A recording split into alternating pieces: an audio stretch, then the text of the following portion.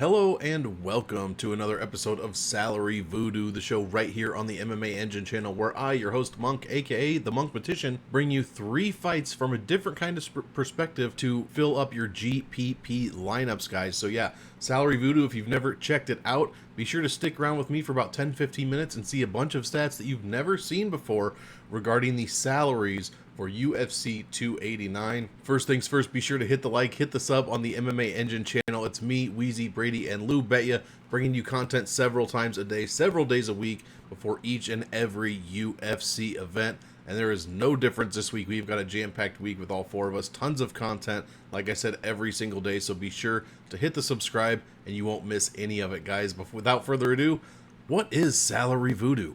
Salary Voodoo offers stats that aim to give you a fresh, unique angle when it comes to MMA DFS lineup construction, especially for GPP tournaments. I glean stats from historically unusual places, such as salaries, fight positions, weight classes, etc., probability-based and very heavily overanalyzed as well. More of a fun type of show than a strictly stats show. Most importantly, comment the fight you guys want to see next week, UFC Vegas 75. I believe that's Vettori and Roundtree headlining.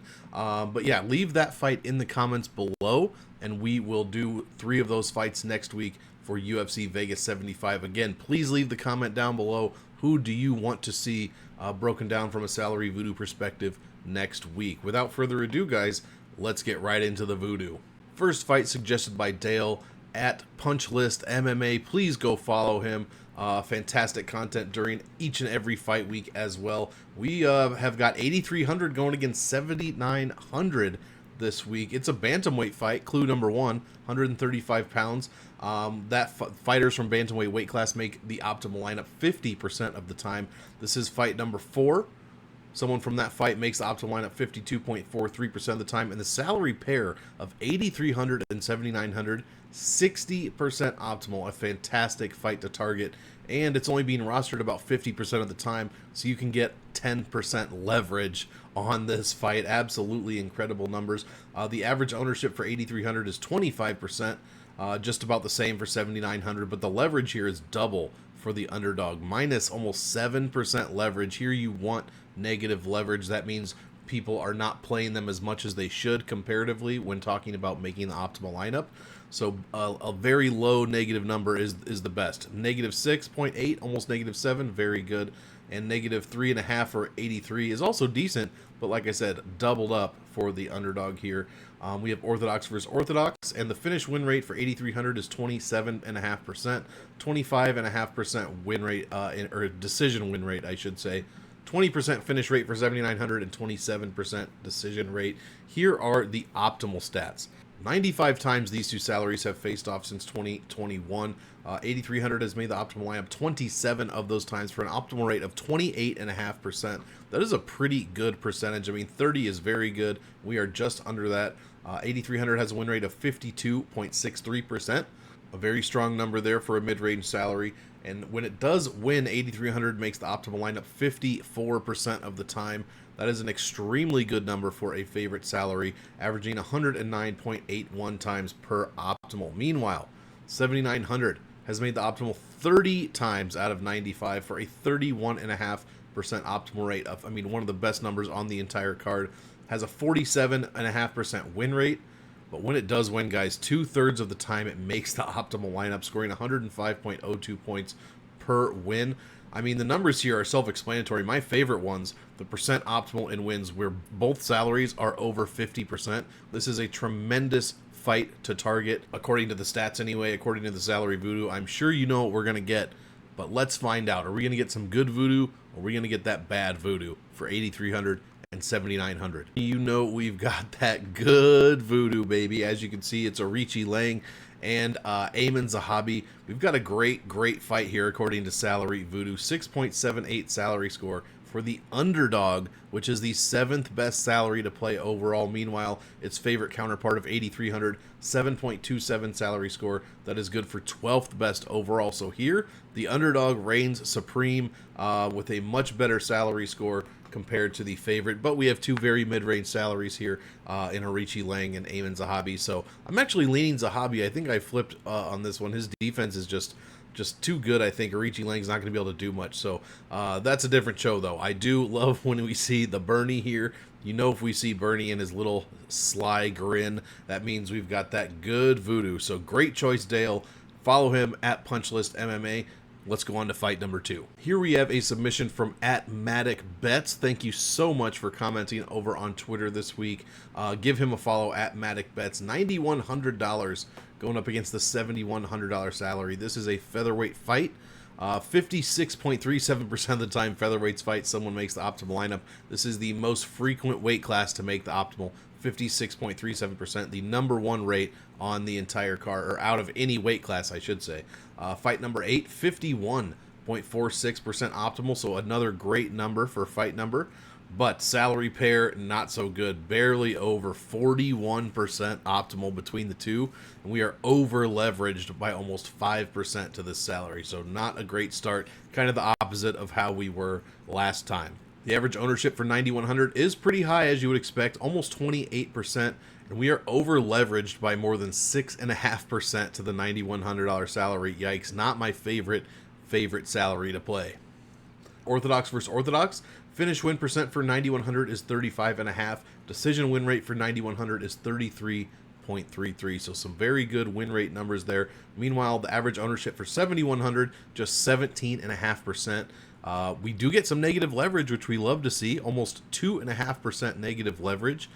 So we do like that for the $7,100 salary. And our finish win rate is 14.5, decision win rate 16.5. As for the optimal stats, these two salaries have faced off 90 times since January 1st, 2021. And the $9,100 salary has made the optimal 19 of those times compared to 18 times for 7,100. So we've got $2,000 in salary difference, but 1% in optimal rate. That is crazy. 21% optimal for 9,100 and 20% optimal for 7,100. Both of these numbers are basically equally bad. The win rate is more than double, more than 2-to-1 for 9,100, excuse me, as you would expect. Percent optimal in wins. When 9,100 wins, makes the optimal lineup just 30.5% of the time. Meanwhile, 7,100 more than double that, 64.3%. As you would expect, it's such a low salary. When it wins, it's very difficult to stay off the optimal lineup, although there are more expensive salaries that have higher optimal percentage in wins than this one, so not the best either. Average DraftKings points per optimal for our favorite salary, 116.73, 20 points less for 7,100, 96.66 is all it takes to make the optimal lineup so far on average. Guys, I don't know about you, but these numbers are less than ideal. They're far below the numbers we just saw. So let's find out if MaticBets chose us a good voodoo fight or a bad voodoo fight. And we see Frozen Jack. That means we've got that bad voodoo. And you guessed it, it is Dan Ige taking on Nate Landwehr, 9,100 against 7,100. The Salary Voodoo does not like these two salaries. The salary score for 91, 9.45. That's good for 20th best out of 31 possible salaries. Meanwhile, 7,100 is basically the same, 9.77 salary score, good for 22nd overall, just 2 spots less than the $2,000 more expensive salary. So that's the craziest part to me, is if you're paying up for Dan Ige, or for 9,100, we're not focused on fighters in this show, you're not getting very many benefits compared to just sucking up the $2,000, spending it elsewhere, and rostering the $7,100 salary. So very interesting salary voodoo here in this fight. Hopefully we can find some leverage here, as if this one goes to decision, maybe a ton of people have Ige and you'll have less of him, so you will gain yourself some leverage there. That's just wishful thinking, but that's what we do here for Salary Voodoo. Let's go on to the third and final fight of the show. We saved the best for last. It is Jenna Marie's pick at Jenna Marie 1981. Go ahead and give her a follow on Twitter. Fantastic follow, and one of the best, most hardcore UFC fans that we've ever seen active on Twitter. She chose 8,600 and 7,600, and I'm more than happy to bring you that fight. Lightweight fight, 155, 50.5% optimal there. Fight number 10, a very good number, 56.57%, and the salary pair of 8,600 and 7,600 is one of the best there is. I mean, we've already seen the 60%. We're right there, 55% optimal between the two, and we do have negative leverage of almost 4%. So we love to see that. A great start for Salary Voodoo. The average ownership for 8,600, 27.24%. And we're getting 6% leverage on that, guys. Negative 6% leverage is a fantastic number to see for an $8,600 salary. Southpaw versus Orthodox. Southpaw is beating Orthodox 53.4% of the time they step in the cage. Finish win rate for 8,600 is 34.5%. Decision win rate 32%. So some fantastic numbers from the favorite salary. 7,600, on the other hand, about 4% less owned than its counterpart, and we're getting positive leverage. Again, we do not like to see positive leverage, even if it's only 2%. Orthodox beats Southpaw 44.75% of the time, and the finish win rate 14.5%, decision win rate 16.5%. So not too great from 7,600. Not a lot of wins there, as you can see if you can do that math. Here are the optimal numbers. These two salaries have faced off 93 times, with the 8,600 making it 31 of those 93 times. For an even 1 out of 3 times it gets in the cage, it leaves on the optimal lineup. That is a fantastic number, and one of the best that we have overall. Has a win rate of double that, 66.67. Every 2 out of 3 fights it wins. Percent optimal in wins, 50%. So if it does win, it's a coin flip if it's going to be optimal. These are all fantastic numbers for a relatively cheap salary. Average DraftKings points per optimal, 113.87. We love to see it. The counterpart, 7,600, making the optimal only 20 times out of 93 for just a 21.5% optimal rate. Very subpar. 31.18% win rate. When it does win, though, it makes the optimal lineup 69% of the time. That is a fantastic number for not too, low of a salary. You see those numbers at, 7,100 rate, 7,200. This is 76, and we've still got almost a 70% win rate when it does, or optimal rate when it does win, excuse me. Very good number. 108.5 points per optimal. The numbers here for these combined salaries are fantastic, and at least one side has numbers you would love to get in your lineup. Let's check out what the Salary Voodoo is here for the third and final fight of the show. Turns out Jenna picked Beneil Dariush against Charles Oliveira, an absolutely phenomenal fight. I'm so excited for this one. The people's main event, a lot of people are saying, and I don't necessarily disagree. 8,600 for Dariush, the third best salary you could play overall. 6.5 salary score. Meanwhile, Charles Oliveira at 7,600, 9.31 salary score. Average salary, a little bit below average at 17 out of 31, but still not terrible at all. But I mean, realize the $8,600 salary, the third best overall, has some of the best stats of any salary that we possibly have, and I absolutely love this fight for Voodoo. Oh yeah, I didn't even mention, it's a Bernie, obviously. That means we've got that good Voodoo. Jenna picked a fantastic fight from a Salary Voodoo perspective. And yeah, I will definitely be rostering this one in a bunch of my lineups for sure. Before we get you out of here, here's a quick recap. UFC 289, 8,300 against 7,900.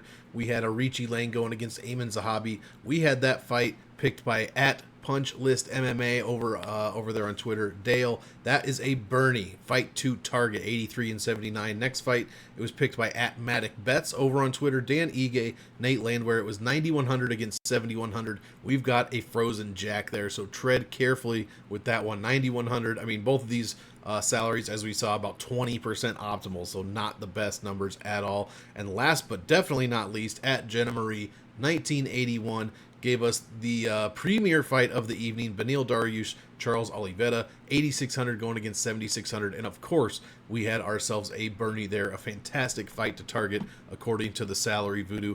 Guys, let's get you on out of here and 1 minute closer to UFC 289. And that is going to wrap us up for another episode of Salary Voodoo. Thank you so much for joining me on this pay-per-view week. UFC 289, it should be an absolute banger. Even though we've only got 11 fights to go off of, I'm very much looking forward to, we'll just say most of them. So thanks again for checking out Salary Voodoo. Again, hit the like, hit the sub on the channel, and don't miss any of the other content that we have going on this week or any UFC week, especially on pay-per-views, guys. So check that out. Last but not least, I want all of you to enjoy the fights. So enjoy, and we will see you in the next one.